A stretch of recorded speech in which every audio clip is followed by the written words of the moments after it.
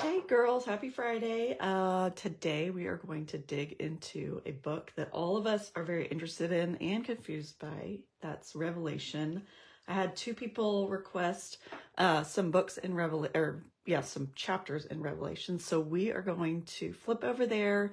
Let me make sure this is live streaming and then we'll get set up. Grab your Bibles, grab some highlighters, grab a pen or a pencil.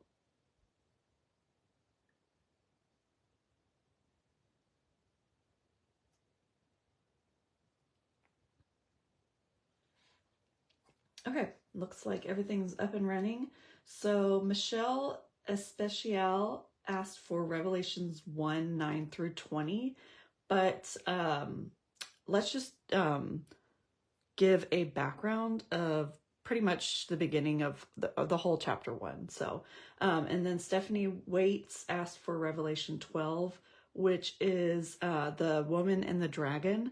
So I'm going to show you, I have done so much research on this book, and when I went to make my Bible timelines, Revelation was the only book that I asked my audience, hey, there's so much to this. Would you want 4 pages or just stick to the 2 that I usually do? And every single person said, look, do the 4, do the 4.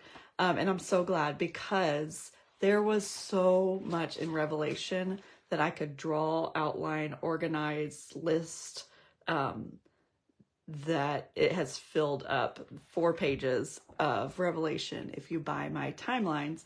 And actually chapter 1, I've got a lot on the first page, and the third page, the entire third page is chapter 12. So I thought that would be really interesting to take notes from these pages, and I can transfer some of them into my Bible so that you can take notes with me. But basically what I'm going to be doing is just referring to the notes that I've already taken because this is such a complicated book. I'm not going to sit here and try to explain what is happening.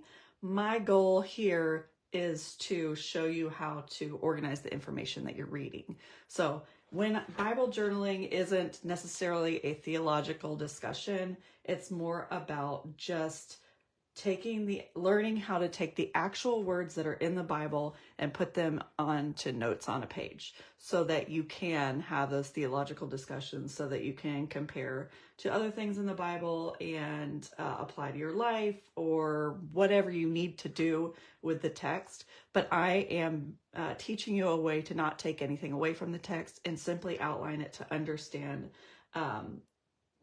literally what it's saying. So as far as analogies and things like that, absolutely, there are analogies in the Bible, but that's not kind of where I'm not saying this equals this and using my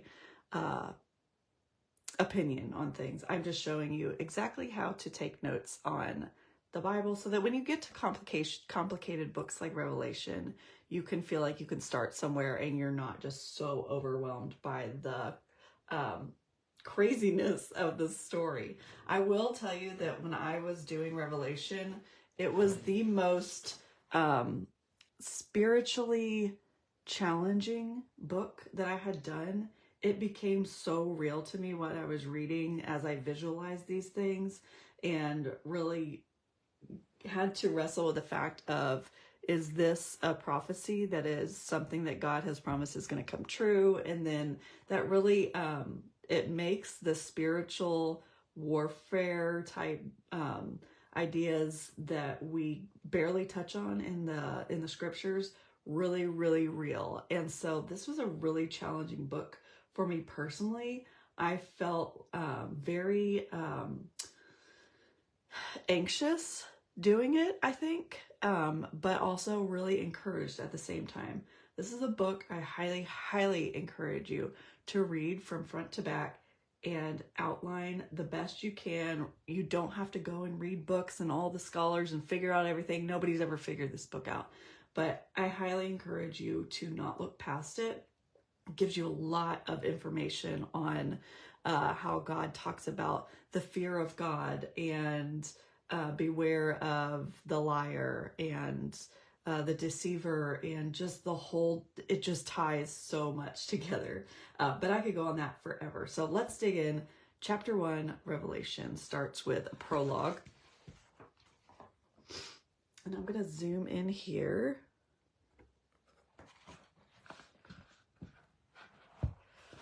And it says, the revelation from Jesus Christ, which God gave him to show his servants what must soon take place.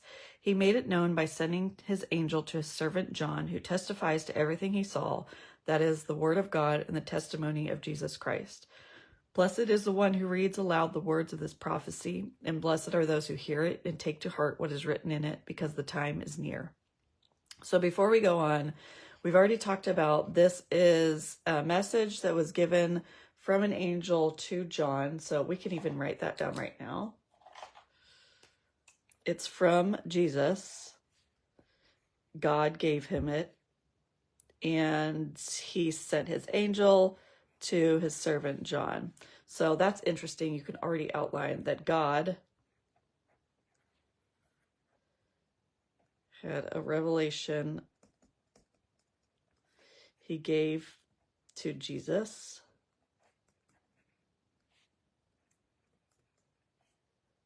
He sent it to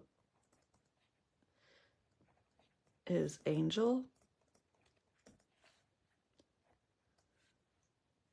delivered to John. So I think that's interesting. It doesn't say God gave John a message. It says God gave Jesus a message. Jesus gave it to an angel, and the angel gave it to John. So read what you wanted to that. I'm just taking notes. I found that was interesting. Okay, so it says in verse 4, John to the 7 churches in the province of Asia. So this is a letter or it's a prophecy that was given to John, and he has to deliver it to 7 churches. 1, 2, 3, 4, 5, 6, 7. To 7 churches in Asia. So it keeps going on. And then what you'll notice is it's in the Bible and we're reading it. And that means it was distributed to the world, which is us. We are now reading this.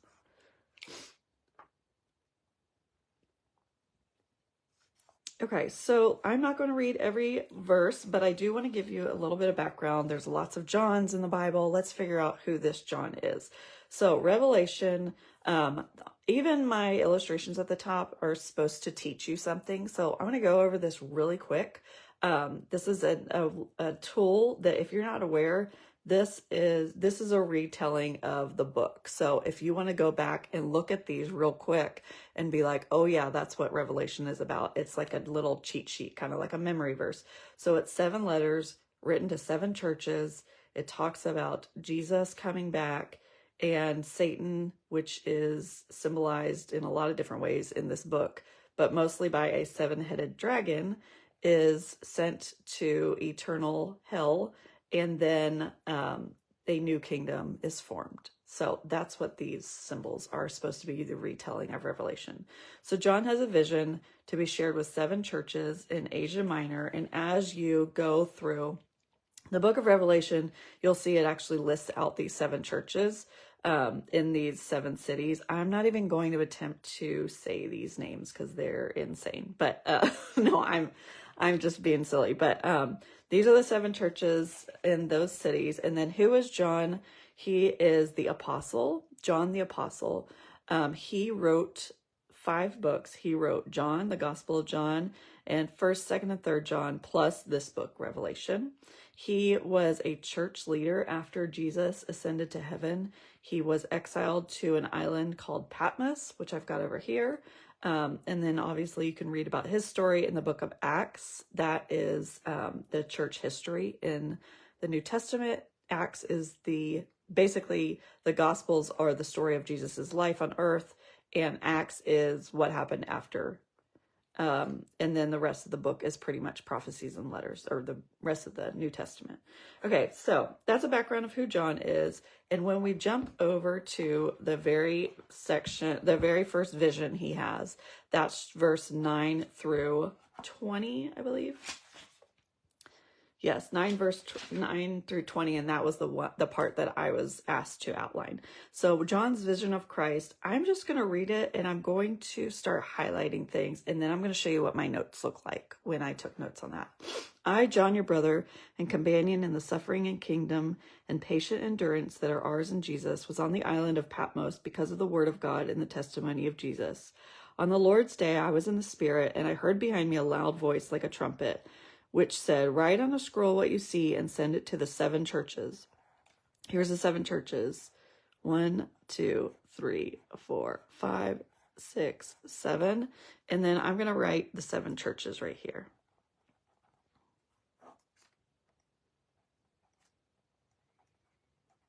So all I'm doing is copying verse 11's names over here, just to organize it visually. Ephesus, that's where he wrote the book of Ephesians, or Paul did, not John. Smyrna, woo, I spelled that funky. Smyrna. Pergamum, Thyatira, Sardis, Philadelphia, and I'm not sure how to say this one.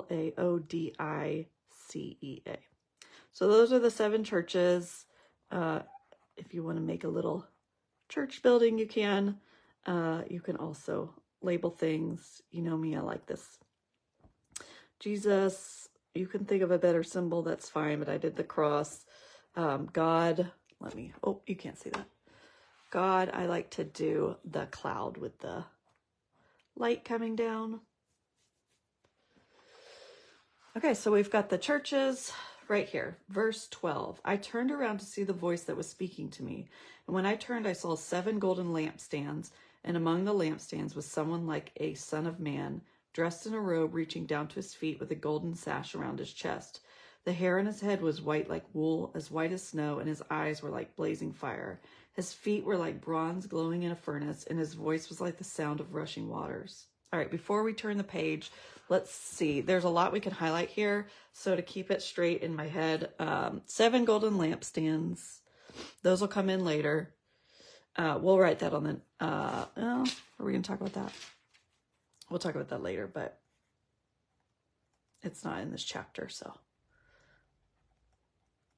If you notice, the number 7 has significance, and that's something you could look up in a concordance or on BibleGateway.com, or any kind of Bible commentary can give you a big overview of the number 7 in the Bible. I also have a quick view Bible that has, let me grab it really quick. You're going to love this if you've never heard of it.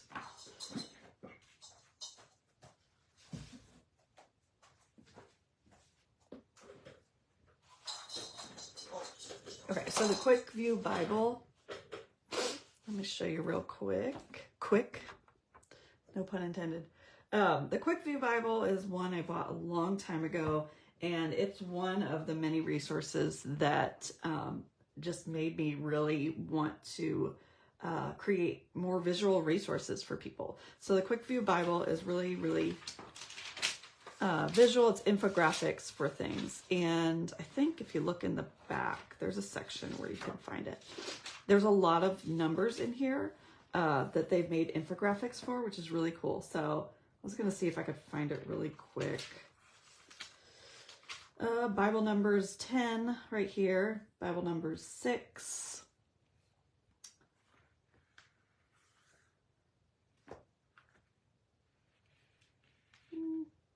Bible numbers 12 is over here. Come on, 7. I know you're in here somewhere.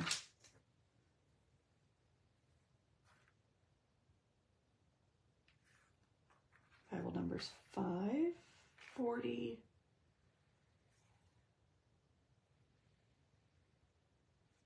It's the very last one. The second to last. Okay, 1087. I just want to show you to you. Okay, here we go. Yeah, so I knew they'd have a page on the number 7. Let's go over some other things. God rests from work on the 7th day. Can you see this?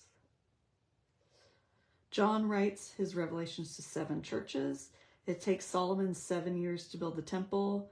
Jesus feeds the 4,000 with 7 loaves of bread and 7 baskets of leftovers. Did you know he fed the 5,000 and the 4,000? Those are 2 different stories. The blood from the sin offering is sprinkled 7 times in front of the curtain in Leviticus.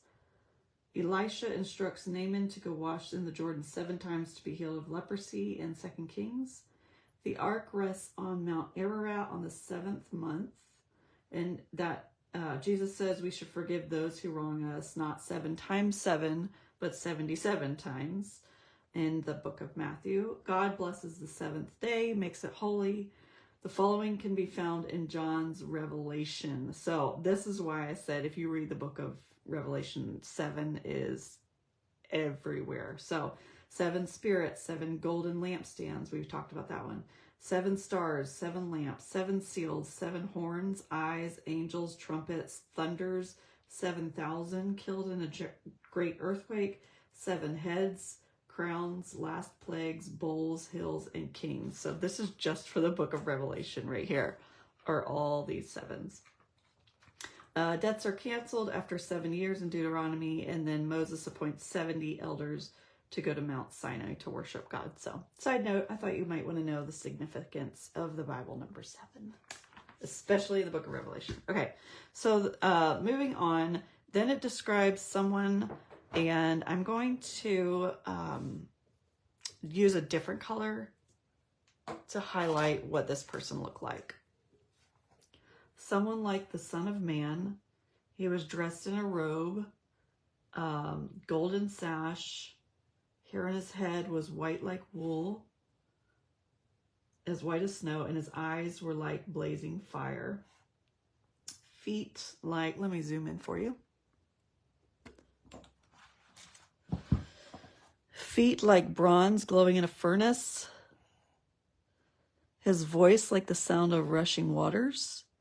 In his hand he held 7 stars, and coming out of his mouth, I'm going to turn the page, was a sharp, double-edged sword. His face was like the sun, shining in all its brilliance. Okay, so I have something right here from the Son of Man vision right here. So there's a lot going on. I'm going to try to cover that up.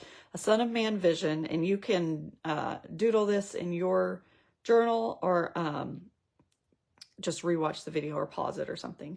But in these verses, I tried to draw what I thought that might look like. It said he couldn't even see his face. It was so bright. So his hair and head were white as snow. So I didn't draw his face because it said shining like sun in the brilliance. His robe was down to his feet with a golden sash. His feet were glowing like bronze in a furnace. So you might even color that a little bit different shade than this, because this is supposed to be gold and that's supposed to be bronze, but those are very similar. And 7 stars in his right hand, and then apparently that symbolizes the angels of the 7 churches that you'll read about if you keep going in Revelation. And then to zoom in, you could see his eyes were like a blazing fire, and he had the voice like sound of rushing waters, and out of his mouth was a double-edged sword. So I wrote those extra things down here. So the Son of Man vision, I'm assuming this would be Jesus. The Son of Man is referenced, that phrase, in one of the Old Testament books, which I don't have offhand right now, but this is something that people would be familiar with, hearing this phrase, Son of Man. So yeah, I thought you could use this in your notes. Let's go over to verse 17 in chapter 1. It says, "When I saw him, I fell at his feet as though dead. And then he placed his right hand on me and said, 'Do not be afraid. I am the first and the last. I am the living one. I was dead, and now look, I am alive forever and ever. And I hold the keys of death and Hades. Write, therefore, what you have seen, what is now, and what will take place later. The mystery of the 7 stars you saw in my right hand, And of the 7 golden lampstands is this: the 7 stars are the angels of the 7 churches, and the 7 lampstands are the 7 churches. So we could write in our notes over here. Back to yellow. The 7 stars, 7 golden lampstands, are 7 churches. Okay, so it says 7 stars are the angels of the 7 churches. 7 lampstands are the 7 churches. So the stars are the angels, and the lampstands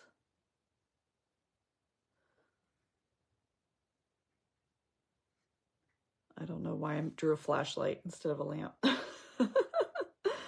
Those are the churches. Okay.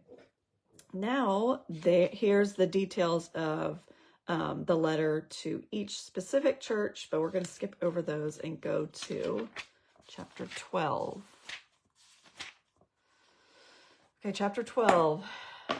This one, stay with me. Okay, the woman and the dragon.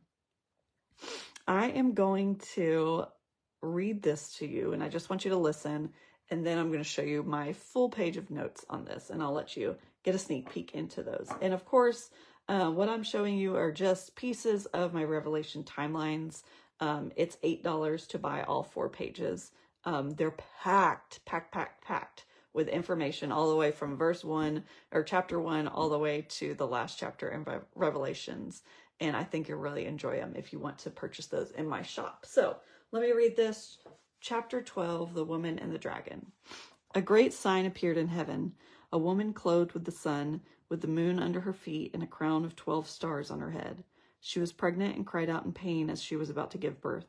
Then another sign appeared in heaven, an enormous red dragon with 7 heads, there's that 7, and 10 horns and 7 crowns on its heads. Its tail swept a third of the stars out of the sky and flung them to the earth. The dragon stood in front of the woman who was about to give birth so that it might devour her child the moment he was born. Verse 5. She gave birth to a son, a male child, who will rule all the nations with an iron scepter, and her child was snatched up to God and to his throne. The woman fled into the wilderness to a place prepared for her by God, where she might be taken care of for 1,260 days. Then war broke out in heaven. Michael and his angels fought against the dragon, and the dragon and his angels fought back. But he was not strong enough, and they lost their place in heaven. The great dragon was hurled down, that ancient serpent called the devil, or Satan, who leads the whole world astray. He was hurled to the earth, and his angels with him. Then I heard a loud voice in heaven say, "Now have come the salvation and the power and the kingdom of our God and the authority of his Messiah. For the accuser of our brothers and sisters who accuses them before our God day and night has been hurled down." Verse 11. They triumphed over him by the blood of the Lamb and by the word of their testimony. They did not love their lives so much as to shrink from death. Therefore rejoice, you heavens, and you who dwell in them. But woe to the earth and the sea, because the devil has gone down to you. He is filled with fury because he knows that his time is short. Verse 13. When the dragon saw he'd been hurled to the earth, he pursued the woman who had given birth to the male child. The woman was given the 2 wings of a great eagle, so she might fly to the place prepared for her in the wilderness, where she would be taken care of for a time, times and half a time, out of the serpent's reach. Then from his mouth the serpent spewed water like a river, to overtake the woman and sweep her away with the torrent. But the earth helped the woman by opening its mouth and swallowing the river that the dragon had spewed out of its mouth. Then the dragon was enraged at the woman and went off to wage war against the rest of her offspring, those who keep God's commands and holds fast to their testimony about Jesus. So I have guesses and commentaries that have their interpretations. But that's not my job today, is to explain every detail of what this means. And instead, we're going to just take this as the text and organize it in story form so that we can follow it a little closer. So on the third page of my Revelations printables is this entire chapter. So let's retell the story by looking at these. Okay, so it says, a woman clothed with the sun, in verse 1, with the moon under her feet and a crown of 12 stars on her head. So that's what I've drawn right here, is this woman with a crown and the 12 stars. She gives birth to a son who is rescued by God before dragon could devour the child. She was taken to refuge in a desert. I almost said dessert. Oh my goodness. Okay, and then we've got the dragon over here with 7 heads and 7 crowns and 10 horns. And it said that that was Satan or the devil. And then it says that it swept 1/3 of the stars to earth. So I have stars on its tail. I've got its 7 heads. I've got its 10 horns. I just kind of did like little marks of 10 little sticky outy horns. And then I had 7 crowns on this dragon's head. And then over here, it says in verse, where is it? Verse 7 said, a war broke out in heaven. So right here, I've got the war broke out in heaven. And it's, spoiler alert, God wins. I had to write that. Chapter 12 says the war in heaven is against Michael and his angels. You'll read more about this in the book of Revelation. I took a bunch of information and kind of added it to this. They lose their place in heaven, the dragon and his angels. And so this is kind of what this chapter describes. So that's why I drew it like this. And this is what this chapter, it describes, that we have Michael and his angels. And then I had taken verse 10 through 12 and rewritten it and kind of color coded it a little bit. It says, the accuser has been hurled down. They overcame him by the blood of the Lamb and the word of their testimony. But woe to the earth, he is filled with fury because he knows his time is short. And then the end of the story was right here. It says, so the dragon pursues the woman, and here's what happens. He swallows the river and spews it at her wings. But the earth protects the woman. She was given wings to flee. And since she's protected, he's enraged and leaves her to pursue her offspring. And it said, the wording was, those who keep God's commands and hold fast their testimony about Jesus. So I just paraphrase that as Christians. So that is my overview of chapter 12, and that is in my Revelations printable pack. Yes, I am going to highlight a couple things in here before we end this. Let's do green for the woman and red for the dragon, just to kind of have something to outline here. Woman, dragon, and then anything that's like the heaven from heaven, like the voice from heaven, the angels from heaven, those things, we could do it another color. So here we go for chapter 12, color coding.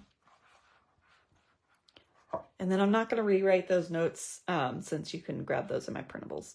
So let's just do some color coding real quick. A great sign appeared in heaven, a woman clothed with the sun. Get these ready. Heaven. Woman. Oh dear, I've already messed up the colors. Oh, it's going to bother me. Okay. So all this described the woman, then another sign in heaven.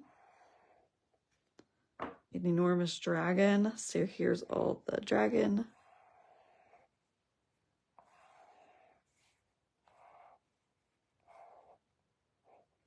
And then he stands in front of the woman. I'm going to do that.